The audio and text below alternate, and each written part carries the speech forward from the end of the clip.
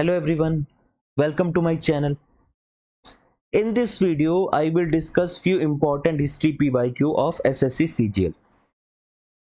So this video will specifically cover those questions that were asked on 3rd of December 2022. Many more videos will be uploaded which will cover question asked on different days of the SSC CGL 2022. So before starting this video, let me introduce myself. My name is Pawan Kamboj and I have done my UGC NET in history with 99.3 percentile. I'm teaching from last 5 years and I have mentored more than 500 students till date. So let's discuss first question. First question is regarding the correct sequence with respect to Delhi dynasties. So Delhi dynasties के correct order को जानने से लिए आपको पहले दिल्ली सल्तनत का एक ऑर्डर अगर पता हो तो ये क्वेश्चन आप सॉल्व कर सकते थे। दिल्ली सल्तनत के ऑर्डर को याद करने के लिए एक निमोनिक्स है, सब खेलो, टेनिस और सब लो मजे। सो ये आपकी दिल्ली की बहुत सारी चीजों को सॉल्व कर देता है। यानी एस का मतलब पहली डायनेस्टी स्लेव, फिर के का मतलब खिलजी डायनेस्टी, टी से तुगलक, एस से वापस फिर एक सैयद आती है, एल से लोधी डायनेस्टी और एम से मजे मतलब बाद में मुगल आएंगे। और ये लगभग आपका 1206 से 1707 का ऑर्डर ये सेट हो जाता है। 1206 से 1219 स्लेव डायनेस्टी, 1290 से 1320 खिलजी, 1320 से 1414 तुगलक, 1414 से 1451 सैयद, 1451 से 1526 लोधी, 1526 से 1707 मेन मुगल्स, उसके बाद लेटर मुगल्स। सो अब इस क्वेश्चन को सॉल्व करने की कोशिश करते हैं। खिलजी के बाद लोधी गलत, तुगलक के बाद खिलजी गलत, अर्ली टर्किश रूलर यानी स्लेव डायनेस्टी के बाद राजपूत रूलर गलत, क्योंकि इनसे पहले राजपूत रूलर्स थे दिल्ली पे कंट्रोल करने वाले। तोमर्स हो गए, चौहान्स हो गए, ये सब ने दिल्ली पे रूल किया था। मोहम्मद गौरी आए थे अपने स्लेव्स और जनरल्स को लेके इन 1191 और 1192 में लड़ाई होती है। फर्स्ट बैटल ऑफ तरेन, सेकंड बैटल ऑफ तरेन पृथ्वीराज चौहान के साथ, ये सब हम जानते हैं। मोहम्मद गौरी जीते सेकंड बैटल ऑफ तरेन और उसके बाद वो रिप्लेस करते हैं राजपूत को और दिल्ली उनके कंट्रोल में आ जाता है with the passage of time. So correct order होगा डी वाला ऑप्शन, राजपूत खिलजी तुगलक, खिलजी तुगलक एंड इससे ऊपर राजपूत। सॉरी। सो यहां पे आपको देखिए निमोनिक्स याद रखना होगा कि सब खेलो टेनिस, सब लो मजे। आप अपने लेवल पे भी कोई निमोनिक्स बना सकते हैं क्योंकि आपको ये निमोनिक्स की जरूरत पड़ेगी।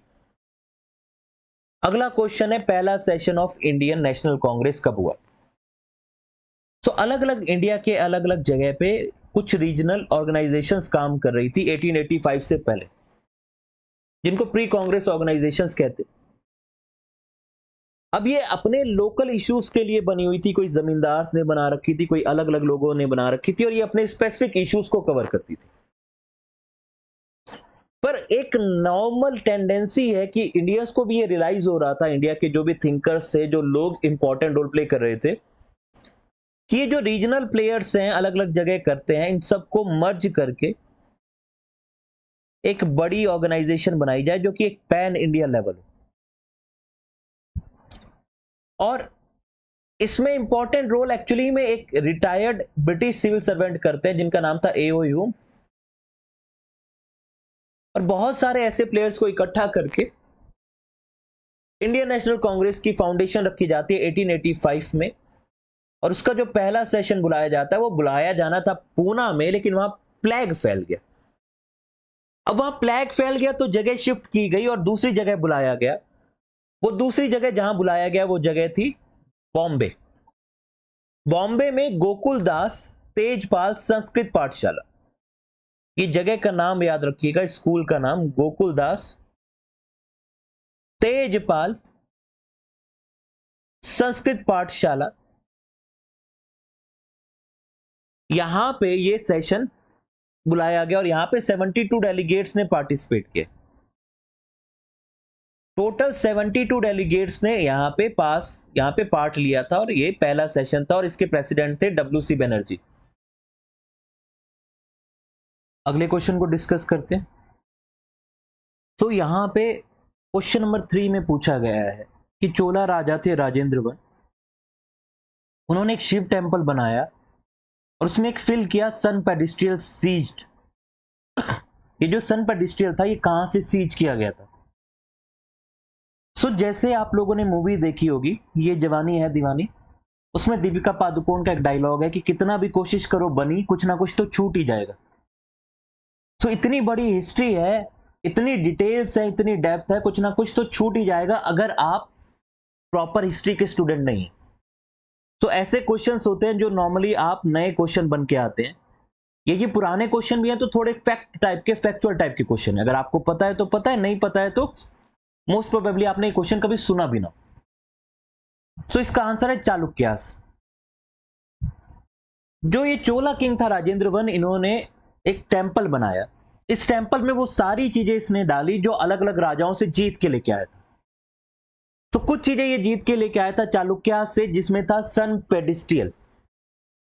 उसके अलावा ये बहुत सारी और चीजें जो जीत के लाया था वो लेके आया था पालास ऑफ बंगाल से और कलिंगा ऑफ ओडिशा से। चालुक्यास से जीता था इसने काफी कुछ पालास से और कुछ कलिंग से। चालुक्या से क्या जीता था? चालुक्या से यही सन पेडिस्ट्रियल जीता था। उसके अलावा पालास की बात कर लेते हैं। पालास, पाला जो राजा थे, पालाओं राजाओं से ये जीत के आए थे काली माता का स्टैच्यू। पाला बंगाल के राजा थे, काली एसोसिएट किया जा सकता है, तो काली माता का एक स्टैच्यू। अब बात करते हैं कलिंग, उड़ीसा के कलिंगों से क्या लेके आए थे? कलिंगों से बहुत सारी अलग अलग चीजें लेके आए थे, जैसे कि गणेश भगवान की मूर्ति, दुर्गा माता की मूर्ति, गणेश भगवान का स्टैच्यू और दुर्गा माता का स्टैच्यू। उसके अलावा और काफी सारी चीजें ये लेके आए थे, जैसे नंदी का स्टैच्यू, भैरव और भैरवी का स्टैच्यू। तो ये सारी चीजें कलिंग ऑफ उड़ीसा से लेके आए थे। नंदी का स्टैच्यू, भैरव एंड भैरवी का स्टैच्यू। देखिए आपको चोलास को के बारे में इतना पता होना चाहिए कि चोलास देखिए संगम पीरियड में भी थे, बाद में मिडवल पीरियड में भी आते हैं। बीच के टाइम पीरियड में क्या हुआ इसका कोई खास आइडिया नहीं है। इनको इंपीरियल चोलास बोला जाता है मिडवल वालों को, क्योंकि इन्होंने श्रीलंका वाले इलाके पे कंट्रोल कर रखा था और बहुत सारा एरिया इंडिया के बाहर के लैंडस्केप में भी कंट्रोल कर रखा था। इसमें दो राजाओं का बहुत इंपॉर्टेंट रोल आता है, इनके फादर राजा राजा फर्स्ट और इनका राजेंद्र वन का। राजेंद्र वन और राजा राजा वन ये दोनों बहुत इंपॉर्टेंट रोल प्ले करते हैं।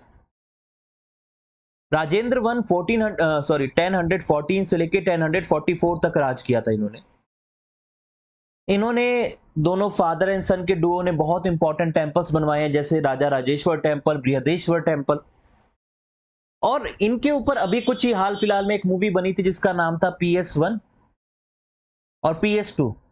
वो मूवी भी चोलास के ऊपर ही है, पोनियन सेल्वन 1, पोनियन सेल्वन 2। जिन लोगों ने मूवी देखी होगी वो समझ पा रहे होंगे कि क्या इनका कॉन्टेक्ट है, क्या उनका कनेक्शन है। इसका आंसर है सी। चोलास की कैपिटल याद रख लीजिएगा, चोलास की कैपिटल थंजावुर, जिसको तंजौर भी कहते हैं। अगले क्वेश्चन पे मूव करते हैं।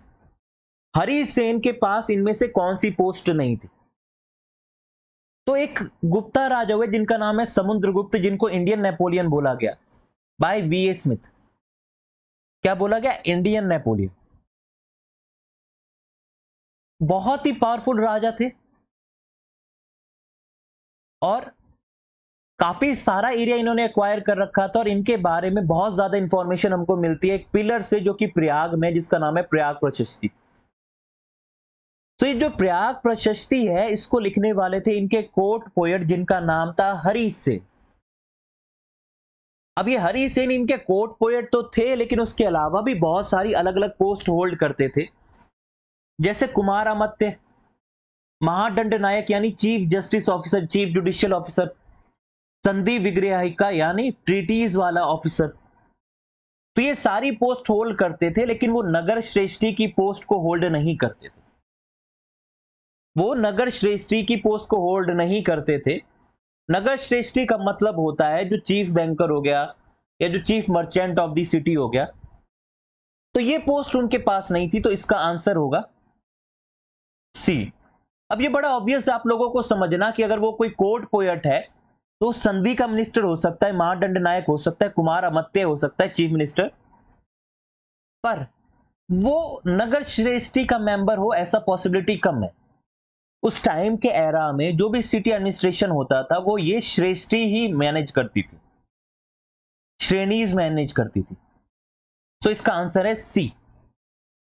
अगले क्वेश्चन की बात करते हैं, अलाउद्दीन खिलजी के राइम में कितने इंपॉर्टेंट टेक्स्ट थे? Answer is 3। अलाउद्दीन खिलजी अलग अलग वजह से जाना जाता है। सेकंड सिकंदर कहते थे। 1296 से लेके 1316 तक राजा बना। मंगोलों के खिलाफ इनकी लड़ाई हुई, बहुत सारा एरिया इसने अक्वायर किया। आप लोगों ने एक मूवी देखी होगी पद्मावत, उसमें आपको अलाउद्दीन खिलजी का मेंशन देखने को मिल जाएगा। उनकी जो राजा रतन सिंह जी से लड़ाई हुई थी वो सब देखने को मिल जाएगा। तो ये सवाल पूछ रहा है कि कितने उनके राइम में टैक्स थे। तो 3 इंपॉर्टेंट टैक्स थे। एक जो लैंड के ऊपर, कल्टीवेशन के ऊपर होता था, जो कि 50% होता था, जिसको खर्च कहते थे। देन कैटल के ऊपर टैक्स होता था और हाउसेस के ऊपर टैक्स होता था। उसके अलावा मल्टीपल और छोटे मोटे टैक्स थे जो टोटल 33 नंबर तक पहुंचते थे, लेकिन 3 इंपॉर्टेंट टैक्स ये थे, कैटल के ऊपर, हाउसेस के ऊपर और कल्टीवेशन के ऊपर, जो कि 50% था, जिसको खर्च बोलते थे। तो अगले सवाल की तरफ मूव करते हैं। अगला सवाल देखिए, फिर नगर श्रेष्ठी के ऊपर आ गया कि नगर श्रेष्ठी पोजीशन क्या थी। सो नगर श्रेष्ठी के बारे में आप लोगों को पता होना चाहिए कि नगर श्रेष्ठी का मतलब होता है merchant. Merchant of the city को नगर श्रेष्ठी कहते। देखिए, नगर मतलब सिटी तो आ ही गया, तो यहां से आप मैच कर सकते थे। जुडिशियल ऑफिसर इंपॉर्टेंट मिनिस्टर नहीं हो सकता, नगर है वहां पे टर्म। जो ऑप्शन आपको कंफ्यूज कर सकता था वो ऑप्शन ए था, लीडर ऑफ द मर्चेंट कारवंस। पर उसके लिए जो टर्म इस्तेमाल किया जाता था उसका नाम था सर्तवाहा। क्या नाम था? सर्तवाहा। तो ये कुछ टर्म्स हैं जो आप लोगों को पता होने चाहिए। अगर पता है तो आप कर पाएंगे, नहीं तो नहीं कर पाएंगे, क्वेश्चन टफ हो जाता है। क्वेश्चन नंबर 7 की बात करते हैं। औरंगजेब किस साल मरा? 1703, 1705, 1707, 1701। देखिए, मुगलों को याद करना है तो एक छोटा सा मैं ट्रिक बता देता हूं कि एक स्त्री है, वो अपने प्रेमी को कह रही है कि बाबू मेरा मन खराब है, तो बाबू आओ हमको चुटकुला सुनाओ। तो कैसे कह रही है?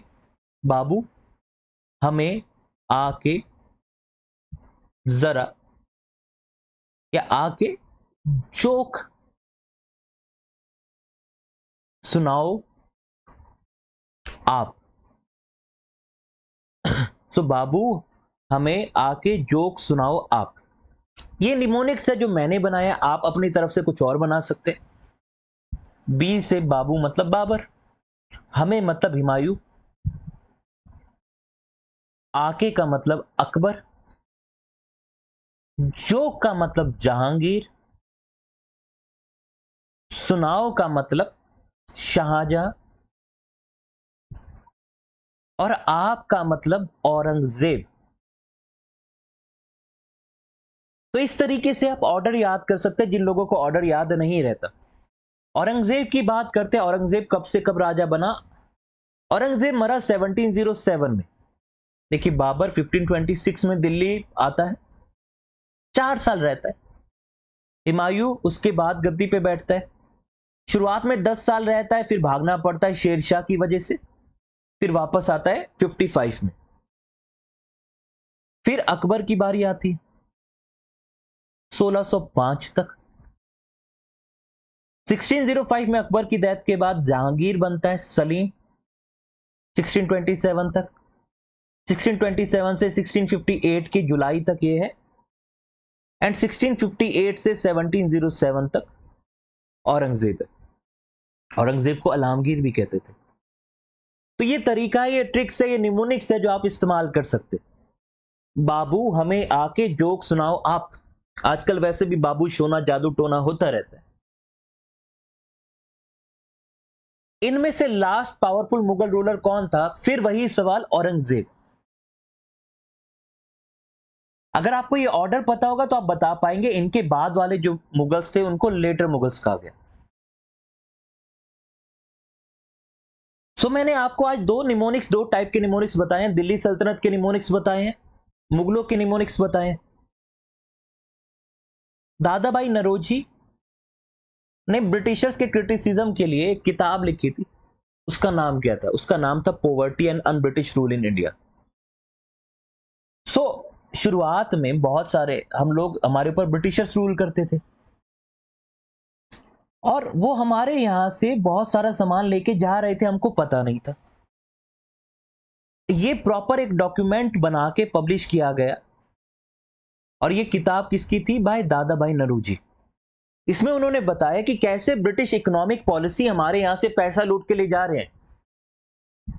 ये जो थ्योरी दी थी इसको ड्रेन ऑफ वेल्थ भी बोला जाता है, यानी आप हमारे यहां से पैसा लूट के ले गए।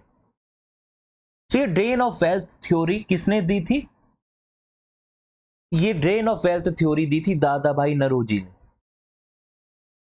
तो Dadabhai Naoroji grand old man of India भी इनको बोला जाता था, और ये कांग्रेस के सेकंड, 9th और 22nd प्रेसिडेंट भी बने, मतलब जो अलग अलग सेशंस होते थे। ये ब्रिटिश हाउस ऑफ कॉमन्स के भी मेंबर बने। ये सेकंड पर्सन थे जो एशियन डिसेंट के थे जो ब्रिटिश एमपी बने, और ये पहले इंडियन एमपी थे।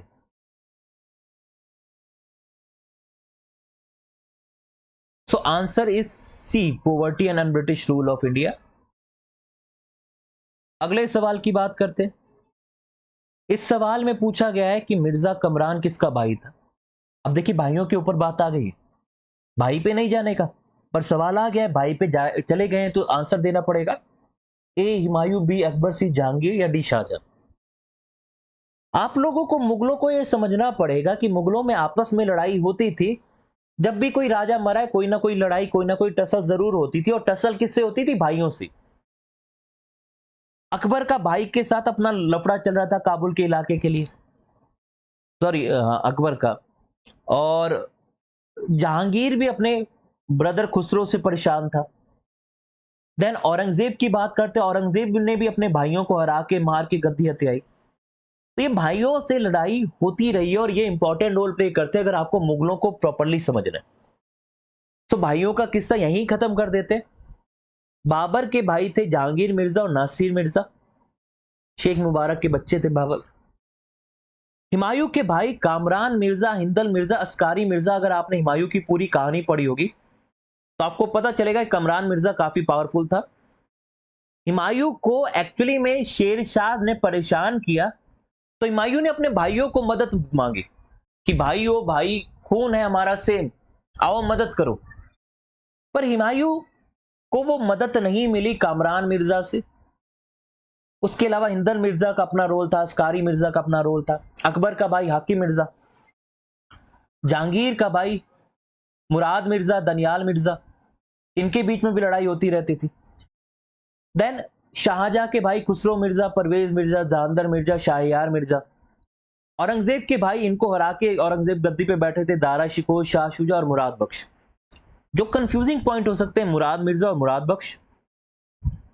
उसके अलावा आप लोगों के लिए जो कंफ्यूजिंग ये हो सकता है कि जहांगीर मिर्जा और जहांगीर, तो ये अलग अलग हैं, नाम रिपीट हुए हैं, लेकिन कंफ्यूज मत करिएगा, एक ही जगह मैंने सारे नाम बता दिए। अभी मैं इनकी सिस्टर्स के नाम भी बता सकता था, लेकिन फिर मुझे रियलाइज हुआ कि एक एक की 20-20 शादियां हुई हैं, उनके 50-50 बच्चे हैं, बहुत सारी बच्चे ऐसे हैं जो छोटी उम्र में ही मर गए। तो अगर बहनों को भी कवर करेंगे, सिस्टर्स को भी कवर करता मैं स्लाइड में, तो कम से कम भी 50-60 नेम्स हो जाते। तो इसलिए मैंने सिर्फ ब्रदर्स के बारे में इंफॉर्मेशन दी है। अब अगले एग्जाम में हो सकता है वो अकबर का भाई पूछ ले, औरंगजेब का भाई पूछ ले, तो ये आपको पता होना चाहिए। अगला सवाल है, सरफरोशी की तमन्ना अब हमारे दिल में है, देखना है जोर कितना बाजुए कातिल में है, ये किसकी लाइन है? तो ये सवाल पूछा गया है कि सरफरोशी की तमन्ना अब हमारे दिल में है, देखना है जोर कितना बाजुए कातिल में।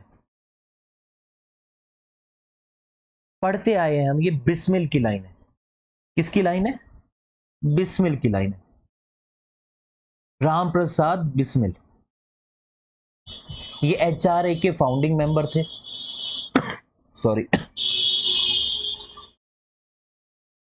तो इनका इंपॉर्टेंट रोल रहा है, ठीक है, सरफरोशी की तमन्ना। तो इस तरीके से सवाल पूछे जाते हैं, उसके लिए आप लोगों को रेडी रहना पड़ेगा।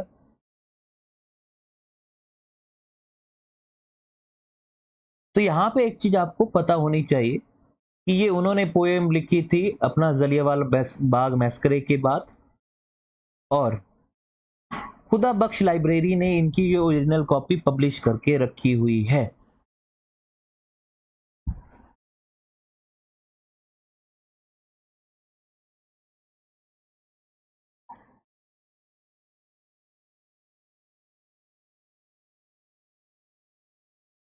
अगले सवाल पे मूव अगले क्वेश्चन पे मूव करने से पहले एक इंपॉर्टेंट पॉइंट ये समझ लीजिएगा कि देखिए, राइटर के बारे में अगर हम इसकी बात करें तो एक नाम आता है बिस्मिल अजीमाबादी। थोड़ा सा आपको पता होना चाहिए, कुछ छोटी सी इंपॉर्टेंट चीज है। बिस्मिल अजीमाबादी जो कि एक फ्रीडम फाइटर, लैंडलॉर्ड थे और उर्दू पोएट थे, पटना से आते थे। ऐसा माना जाता है कि ये लिखने वाले बिस्मिल अजीमाबादी थे, लेकिन इसको एज अ वॉर क्राई इस्तेमाल किया था राम प्रसाद बिस्मिल ने, जो कि अगर आप इस क्वेश्चन में देखेंगे तो वही ऑप्शन है। इसको एज अ वॉर क्राई इस्तेमाल किया था, और ये राम प्रसाद बिस्मिल थे जो एचआरए के फाउंडिंग मेंबर में से एक थे। तो दोनों में आपको डिफरेंस पता होना चाहिए, ठीक है। कंपोजिशन बिस्मिल अजीमाबादी का है और इसका पॉपुलराइजेशन है राम प्रसाद बिस्मिल जी का। क्वेश्चन नंबर 11 के बाद क्वेश्चन नंबर 12 की बात करते हैं। अजमेर सूबा हेडक्वार्टर किनके अंडर में बना? मुगल्स के अंडर में बना। अब ये फैक्चुअल नॉलेज क्वेश्चन है, फैक्चुअल क्वेश्चन अगर पता है तो पता है, नहीं पता तो नहीं पता, आंसर इसका सी है। अगला सवाल है, रवि कृति किसके कोर्ट पोएट थे? अब रवि कृति के बारे में आप लोगों को थोड़ा सा इंपॉर्टेंट इंफॉर्मेशन पता होनी चाहिए। रवि कृति जो कोर्ट पोएट थे वो थे पुलकेशिन टू राजा के, जो कि चालुक्य डायनेस्टी के राजा थे। ये अपने एरा के काफी ज्यादा फेमस पोर्ट हुए। चालुक्य डायनेस्टी का जो सबसे ज्यादा पावरफुल राजा था, मोस्ट फेमस रूलर था, वो पुलकेशिन टू ही था। पुलकेशिन टू और उसकी विक्ट्रीज के बारे में ज्यादातर आपको देखने को मिलेगा अहिहोल इंस्क्रिप्शन में लिखा हुआ है, और ये अहिहोल इंस्क्रिप्शन लिखने वाले थे क्लासिकल संस्कृत लैंग्वेज में रवि कृति, जो उनके कोर्ट पोएट थे। तो इसका आंसर है चालुक्यास। किसके कोर्ट पोएट? पुलकेशिन टू के। तो ये कुछ इंपॉर्टेंट क्वेश्चन थे जो मैंने आपको डिटेल में समझाने की कोशिश की और उसका पूरा कॉन्टेक्स्ट देने की कोशिश की। कुछ ऐसे निमोनिक्स थे जो मैंने आपको दिए हैं जो आपके आगे एग्जाम में काम आएंगे। ऐसी और बहुत सारी वीडियोस आएंगी हमारे चैनल पे। आप हमारे चैनल को लाइक करिए, शेयर करिए, सब्सक्राइब करिए। इस सीरीज के भी और बहुत सारे पार्ट आएंगे। See you all in the next video. Thank you everyone.